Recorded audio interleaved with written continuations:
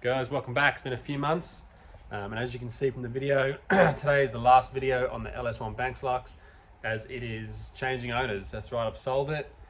Money's in the bank now, thank God. Time for a new project. It is a little bit sad to get rid of it. I really wanted to sort of keep it forever, but I really do enjoy just sort of building cars rather than enjoying them. I get my enjoyment out of the challenge of building. So we're going to take the money from this and we're going to go straight into another build, which you'll see coming up on the channel soon. So the guy's bought it. He's from interstate, so I'm dropping it at a friend's of his house today, and then they're organising transport. So you probably will see it like on the Hilux Facebook pages and stuff like that. But yeah, so when you see it interstate or if you see it around, make sure you give it a wave. So we've been tuning this thing now for a few months. Kyle Carter, go on to the LS1 Facebook pages. He's on there. He's a guru. He's here in Brisbane. He's not just a kind of, he like remote tunes it. He'll tune it in the car, driving on the streets. I did go to a tuner here in Wakerley in Brisbane, and he charged me $1,000 and just completely stuffed it up. It made less power than it did with just the mathless tune.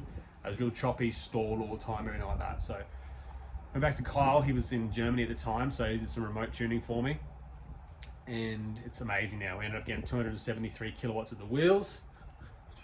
Yeah, 273 rear wheel kilowatt. I can't remember what the torque was, but it was up there. She's quite a torquey little thing, this thing. But yeah, so last little tidy ups today, putting the interior back in, tidying up, put a new air filter in, finishing hooking up a few things on the dash, and bloody things I haven't been doing for months because I'm just like, I'll get around to it. Now it's going, I've got to do it, and now it looks even better.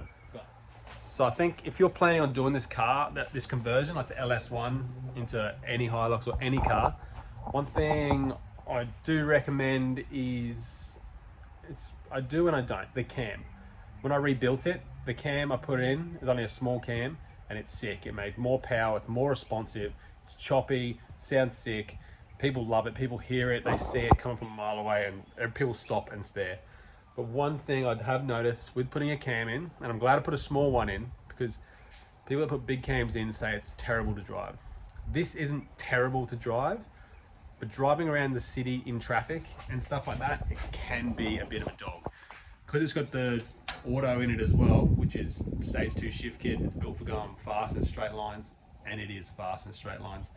When, you know, full on the brake, full on the accelerator, drop the brake, there's no traction. Like, she's full just smoke shows down the street. Not that I do that much, but I've never really done a burnout or anything. I practiced my launching, like, because I was going to take it to the drags, and it's just very hard to keep the traction down, even with the 10-inch wide tires in the back.